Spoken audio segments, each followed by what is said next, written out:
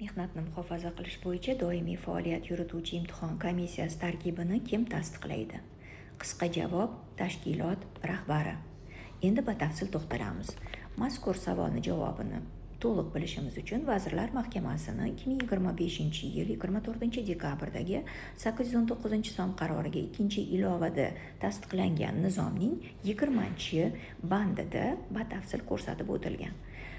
Doimiy faoliyat yurituvchi imtihon komissiyasi raisi va a'zolari ro'yxati tashkilotning mehnatni muhofaza qilish xizmati tomonidan tuzilib, tashkilotning kasaba uyushmasi qo'mitasi yoki xodimlarning boshqa vakillik organi bilan kelishilgan holda tashkilot rahbari tomonidan tasdiqlanadi. Tashkilotning doimiy faoliyat yurituvchi imtihon komissiyasi ishiga tashkilot rahbari yoki bosh muhandis ishlab chiqarish bo'yicha rahbar o'rinbosari rahbarlik qiladi. O'qitilishi va bilimlari tekshirilishi lozim bo'lgan xodimlar soni ko'p tashkilotlarda bir nechta imtihon komissiyasi bo'lishi mumkin. Bunday hollarda bosh muhandis yoki faoliyat yo'nalishi bo'yicha tashkilot rahbari o'rinbosarlari doimiy faoliyat yurituvchi imtihon komissiya raislari sifatida tayinlanadi.